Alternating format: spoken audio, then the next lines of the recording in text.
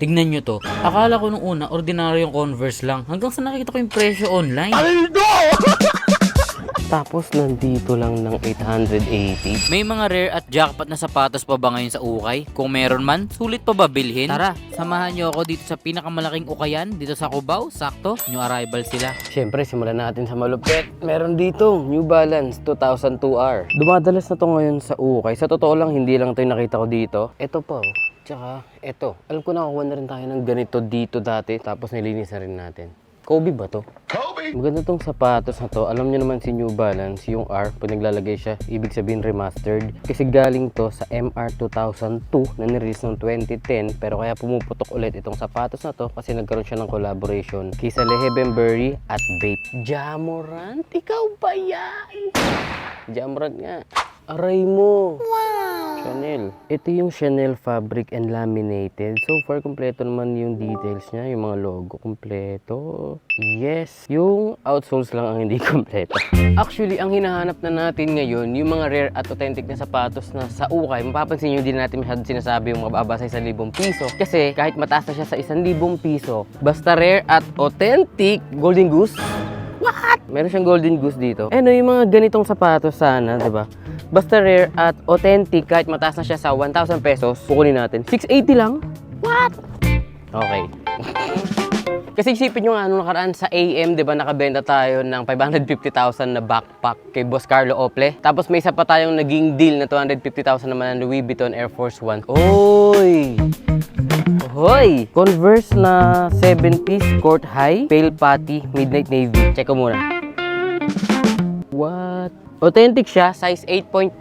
Available dito ng kaboom, 880 pesos. Pero ang value nito, chinek natin, may nakapost to ngayon sa eBay ng $350. Aldo! Bali 3 weeks na daw mula nung nag-new arrival sila, pero marami pa rin tayo na abutan na iba't ibang solid ng mga sapatos. Pansin ko lang na madami dito ngayon yung mga running shoes, katulad ng mga ganitong Hoka. So kung naghahanap kayo ng budget-friendly na mga running shoes, pwede nyo puntahan tong ukayan na to. Actually, parang 70% ng mga sapatos nila ngayon ay running shoes. Ito, Nike Dunk Low Panda, nandito ng 8.5, 880 na lang din. May heel drags na nga lang at saka toe drags. Medyo madumi din siya, pero kaya pa natin to ibalik sa brand new na itsura gamit yung Shoe Express. Alam niyo naman to, yung sapatos na makakuha natin dito sa episode natin, lilinisin natin, pagbumukain ulit natin na brand new gamit yung Shoe Express. Kung naghahanap kayo ng panlinis ng sapatos, alam niyo na yan mga boss. Available yung Shoe Express sa lahat ng selling platforms. Alam nyo, sa 8 years na ginagawa natin to, nasaksihan na natin mag-iba yung mga lineup ng mga sapatos sa ukayan. Pero may ilan pa rin talaga na hindi napapalitan. Lagi talaga may Air Force sa ukay. Pati to, oh, Superstar.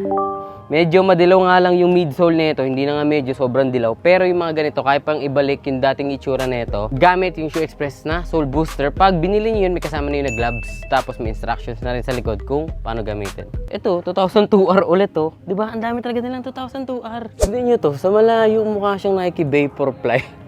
Pero pag nakita mo, magkadugtong yung swoosh. Tapos, ano siya, pang anytime fitness. Ito nga, oh, hindi nyo akalaing nasa ukay ito. A6 gel. Oh my god. Ang ganda nung ganito na NYC, yung cream ay talaga, talaga. Aray mo. Ang ganda. Aray mo, ang ganda. Huwag ka na. Tignan nyo naman. Nandito to ng size 9.5. Malaki lang sa atin mga boss, pero kayo na bahala dito.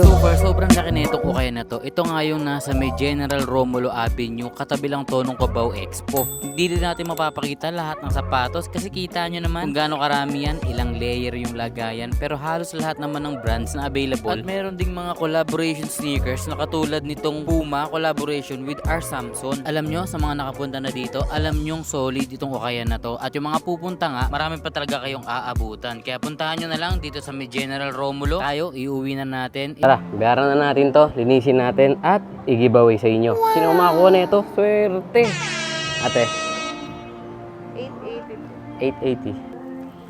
Thank you. Tara, pagmukay na nating bago itong sapatos na to at ipag-giveaway na agad sa inyo. Gagamitin nga natin ay itong Shoe Express na Deep Clean Set. Ito may kasama na cleaner, stain remover, microfiber towel, at meron na rin medium at hard brush. Yung giveaway natin, simple lang, i-share nyo itong video na to sa Facebook. Mag-comment lang kayo ng basta panlinis ng sapatos, Shoe Express. At doon na tayo pipili sa comment section kung sino yung nanalo. Meron siyang ganitong gasgas sa toe box, nakala ko hindi na matatanggal. Pero dahil nga parang magic itong Shoe Express, tignan nyo, saglit lang, natanggal natin, mukhang bago yung toe box.